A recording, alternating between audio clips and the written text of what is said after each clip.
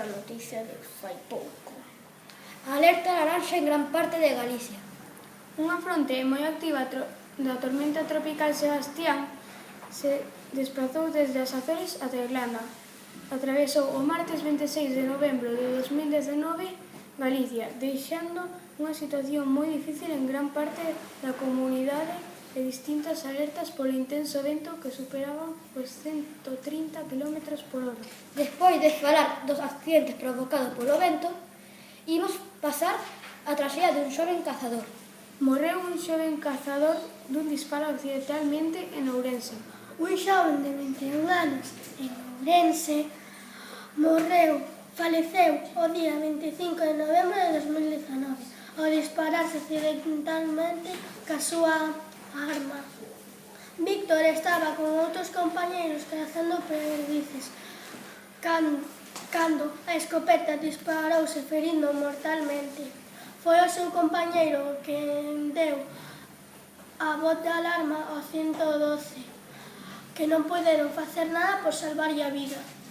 Agora imos falar do noso planeta. Sabedes que Millóns de persoas en todo o mundo celebran o Día Internacional da Terra, co que Nacións Unidas quere concienciar sobre a importancia de preservar os recursos naturais do noso planeta e enfrontar os desafíos do cambio climático. A data elixida pola ONU é o 22 de abril de 1970, cando 20 de millóns de persoas saíron ás principais cidades de Estados Unidos para protestar sobre o dano que as actividades humanas estamos facendo no medio ambiente. Para non ter que protestar, temos unhas recomendacións. Recomendacións para cuidar o noso planeta. Mantén o grifo pechado cando non o necesites. Usa máis o transporte público, bicicleta, etc. para contaminar menos. Recicla e reutiliza os materiais para ensuciar menos o noso planeta. Agora pasamos a falar sobre un neno de 9 anos moi listo. Un neno belga de 9 anos, o máis xoven en rematar un grao universitario.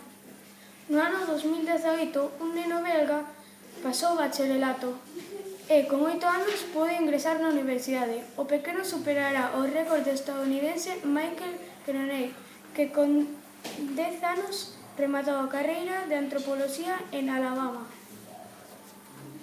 E por último, imos falar sobre un barco que encallou en Porto do Son.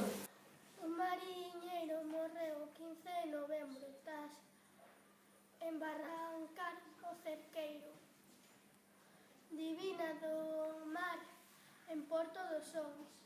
Os dos 3 tripulantes lograron chegar á terra polos seus propios medios e outros 5 foron rescatados por un barco da zona. O mariñeiro morto lanzouse ao mar e morreu tras impactar contra as rochas. Ata aquí o noso telexornal. Esperamos que vos gustara e teñades aprendido moito. Adeus!